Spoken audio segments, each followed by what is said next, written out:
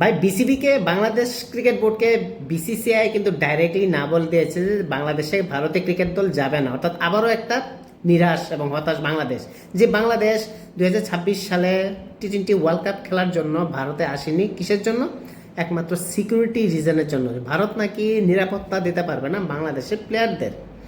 যখন শেখ হাসিনা সরকার পতন হয়েছিল, তারপরে যে বাংলাদেশের মধ্যে একটা যে অরাজনৈতিক পরিস্থিতির সৃষ্টি হয়েছিল, সেই বাংলাদেশের অরাজনৈতিক পরিস্থিতির জন্য ভারত নাকি সিকিউরিটি দিতে পারবে না বাংলাদেশকে।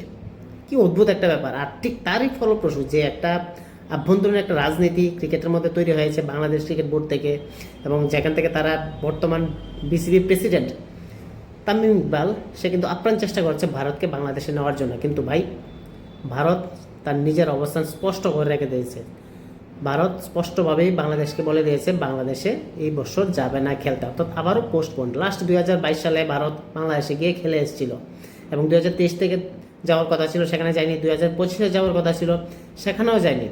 অর্থাৎ এবং আবার 2026-এ বাংলাদেশ থেকে অনেক রিকোয়েস্ট করেছিল, চিঠি পাঠিয়েছিল, সেখানে বাইরে স্পষ্ট না। অর্থাৎ ভারত বাংলাদেশে খেলার পরিবর্তে আফগানিস্তানের সঙ্গে সিরিজ খেলবে। অর্থাৎ প্রায়োরিটি কিন্তু বাংলাদেশের পরিবর্তে বর্তমানে আফগানিস্তানকে দিচ্ছে, যে আফগানিস্তান ভারত আফগানিস্তানকে অনেক হেল্প করতে হয়। সেই আফগানিস্তানের সঙ্গে দিল্লিতে ভারত টি-20 সিরিজ খেলবে। বাংলাদেশের পরিবর্তে আফগানিস্তান, এটা কিন্তু খুব দারুণ একটা ব্যাপার। কেননা বাংলাদেশের মধ্যে যেরকম একটা পরিস্থিতি সৃষ্টি হয়েছে, এবং বর্তমানে যে দুই দেশের মধ্যে একটা উষ্ণ সম্পর্ক তৈরি হয়েছে, সেখান থেকে কিন্তু বলা বাধ্য যে ভারতের টিম বাংলাদেশে না গেলে অনেক বেটার হয়। তাছাড়া বাংলাদেশ থেকে যে ভারত বিদ্বেষী কতগুলি স্লোগান আমরা দেখতে পেলাম, বা ভারত বিদ্বেষী কতগুলি কার্যকলাপ দেখতে পেলাম, প্রত্যেকটার জন্য কিন্তু ভারত লক্ষ্য করছে। আর তারই ফলপ্রসূ ইন্ডিয়ান গভর্নমেন্ট সেখানে স্পষ্টভাবে না করে দিয়েছে বাংলাদেশে যাবে না খেলতে। যেটা পাকিস্তানের সঙ্গে আমরা দেখেছিলাম টেররিস্টের কারণে পাকিস্তানে ভারত যাচ্ছে না, যে লাস্ট 2003-4 দেখেছিলাম। তারপর কিন্তু পাকিস্তানে আর ভারত যায়নি, আর যাবেও না। তো সেই দিক থেকে বাংলাদেশের বর্তমান পরিস্থিতি ঠিক তেমনই একটা দাঁড়িয়েছে। কূটনীতিক পরিস্থিতি হোক বা রাজনৈতিক পরিস্থিতি হোক, বাংলাদেশের সঙ্গে ভারতের সম্পর্ক কিন্তু ধীরে ধীরে খারাপ হতে যাচ্ছে, এবং তার কারণ কিন্তু বাংলাদেশের সরকার বা বাংলাদেশের আভ্যন্তরীণ যে উগ্রবাদী কতগুলি লোক আছে তাদের জন্য। তো যাই হোক, ক্রিকেট কিন্তু চলবেই। তাছাড়া আইসিসি ইভেন্টের মধ্যে আমরা বরাবরই দেখতে পাবো বাংলাদেশকে এবং ভারতের ম্যাচ, যেটা পাকিস্তান এবং ভারতের মধ্যে হয়ে থাকে। নিউট্রাল ভেন্যু তো হবে নিশ্চয়ই, কিন্তু বাংলাদেশের মধ্যে সেরকম গিয়ে খেলার যে স্বপ্নটা বাংলাদেশের ক্রিকেটাররা বা বাংলাদেশের দর্শকরা এখানে চাইছে, সেটা কিন্তু আর হতে যাচ্ছে না। অর্থাৎ আগামী 2 থেকে 4 বছর হয়তো আরও এরকমভাবে পিছুতে পারে ভারত বাংলাদেশে যাওয়াটা।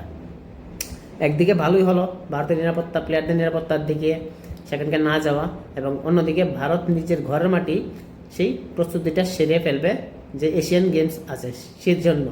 যাই হোক, টিম ইন্ডিয়া যে ডিসিশনটা নিয়েছে বা ইন্ডিয়ান গভর্নমেন্ট যে ডিসিশনটা নিয়েছে, খুব দারুণ একটা ডিসিশন। এখানে প্লেয়ারদের নিরাপত্তা এখানে সবার আগে। যেহেতু বাংলাদেশ ভারতের মতো একটা দেশের মধ্যে টি-20-তে ওয়ার্ল্ড কাপ খেলার জন্য আসেনি, যেখানে ভারত অন্য সব দেশকে নিরাপত্তা দিয়েছিল, সেই জায়গার মধ্যে বাংলাদেশের মতো একটা ক্ষুদ্র দল তারা নাকি সিকিউরিটির জন্য ভারতে আসেনি। আর তারই ফলপ্রসূতে কিন্তু সেখানে বর্তমানে বাংলাদেশের পরিস্থিতি। অর্থাৎ বিসিসিআই বাংলাদেশের মধ্যে বা ইন্ডিয়ান ক্রিকেট টিম বাংলাদেশের মধ্যে না যাওয়া মানে তাদের হিউজ একটা ইকোনমিক লস, অর্থাৎ আর্থিক লস যেটা বলতে পারি। ভারত যেখানে যায় সেখানে কিন্তু সেই বোর্ড কিন্তু তাদের সারা বছরের যে একটা প্রফিট রেভিনিউ, সেটা কিন্তু তুলে আনতে পারে অনায়াসে। ভারত জিম্বাবুয়ে যাক, সেখানে তাদের সম্পূর্ণ বছরের রেভিনিউ কিন্তু যে প্রফিট মার্জিন, এটা কিন্তু বেড়ে যায়। শ্রীলঙ্কায় যাক, এটা কিন্তু বেড়ে যায়। ঠিক বাংলাদেশের ক্ষেত্রে সেম। অর্থাৎ ভারত না যাওয়া মানে তাদের বোর্ডের একটা বিশাল একটা লস। আর তার কিন্তু হারে হারে টের পাচ্ছে বর্তমানে বাংলাদেশ ক্রিকেট বোর্ড এবং বাংলাদেশ ক্রিকেট দল।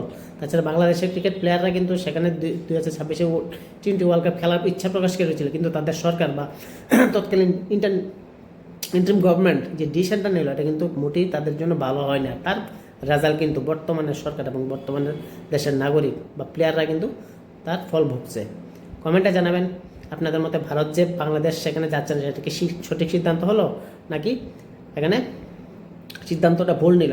ইন্ডিয়ান গভর্নমেন্ট যে প্লেয়ারদের যে সুরক্ষাটা দিতে চাইছে ভারতে রেখে, সেটা কি ঠিক, নাকি বাংলাদেশে গেলে এটা ঠিক হতো?